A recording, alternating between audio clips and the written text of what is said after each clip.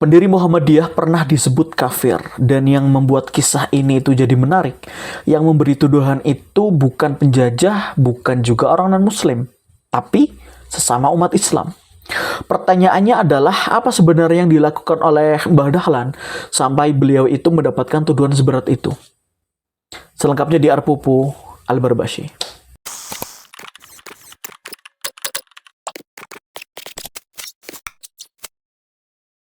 Kalau hari ini itu kita mengenal Muhammadiyah sebagai salah satu organisasi Islam terbesar di Indonesia dengan ribuan sekolah, rumah sakit, kampus, dan gerakan sosial, banyak orang yang nggak tahu bahwa di awal perjuangannya, Mbah Dahlan justru sering ditolak daripada diterima.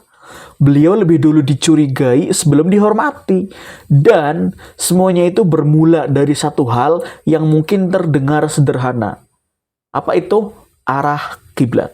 Di akhir abad ke-19 hingga awal abad ke-20, masyarakat Islam di Indonesia itu masih sangat kuat memegang tradisi keagamaan yang diturunkan turun-temurun tuh. Dan semua itu adalah hal yang wajar sebenarnya. Karena tradisi memang menjadi bagian dari kehidupan umat. Tapi Mbah Dahlan itu punya satu kebiasaan yang berbeda. Beliau bukan hanya menerima sesuatu karena sudah dari dulu.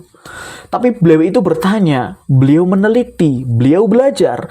Dan salah satu titik penting dalam perjalanan intelektualnya Mbah Dahlan terjadi adalah ketika beliau itu belajar ke Mekah. Di sana Mbah Dahlan itu belajar banyak hal.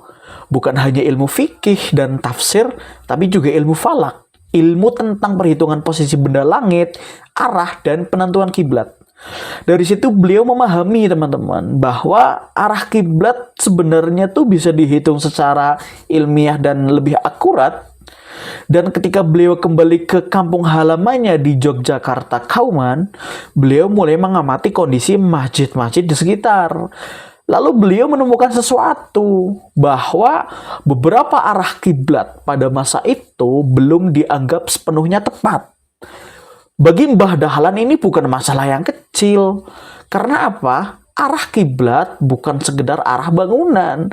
Arah kiblat adalah arah ibadah.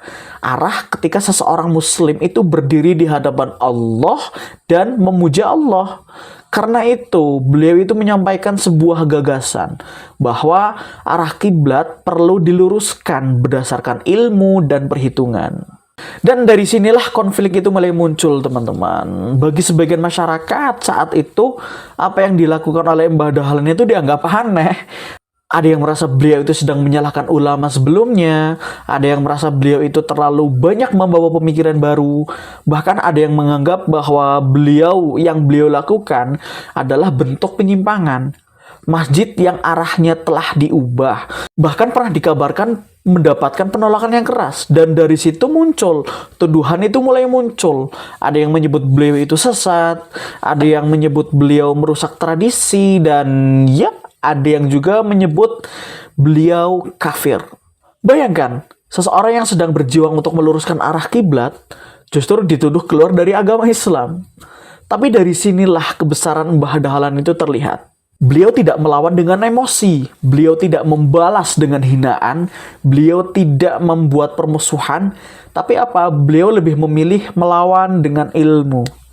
Beliau menunjukkan adil, beliau menunjukkan dalil, menunjukkan dasar keilmuan, dan beliau menunjukkan bahwa Islam tidak pernah takut terhadap ilmu pengetahuan. Bahwa agama dan akal bukan dua hal yang harus dipertentangkan. Dan dari perjuangan yang penuh penolakan itulah lahir sebuah gerakan pembaharuan yang saat ini disebut sebagai gerakan Tajdid. Gerakan Tajdid, gerakan yang hari ini dikenal luas sebagai Muhammadiyah. Gerakan yang bukan hanya bicara soal ibadah, tapi juga soal pendidikan, soal kesehatan, soal dakwah dan kemajuan umat. Dan kalau kita pikirkan lebih dalam, sejarah Mbah Dahlan ini mengajarkan satu hal, teman-teman. Kadang orang yang membawa perubahan memang akan lebih dahulu disalahpahami. Bukan karena dia itu salah, tapi karena tidak semua orang siap menerima perubahan. Yang hari ini dianggap aneh belum tentu salah. kecuali Mama Gufron. Dan yang hari ini dianggap melawan tradisi, belum tentu melawan agama. Bisa jadi dia hanya sedang mengajak umat kembali kepada ilmu dan kebenaran. Jadi sekarang aku ingin tanya sama kalian, sama teman-teman, kalau Mbak Dahlan hidup di era media sosial hari ini, menurutmu beliau itu akan lebih mudah diterima atau justru akan lebih dihujat? Tulis pendapatmu di kolom komentar. Pada akhirnya kita akan kembali ke rumah masing-masing dengan pendapat masing-masing, dengan argumentasi masing-masing. Silahkan like, share, komen, dan subscribe untuk mendukung channel ini berkembang lebih pesat lagi. Jangan lupa like kalau suka dan dislike kalau nggak suka. Aku Aditya Rifki Putra Purnama dan salam nyengirisme.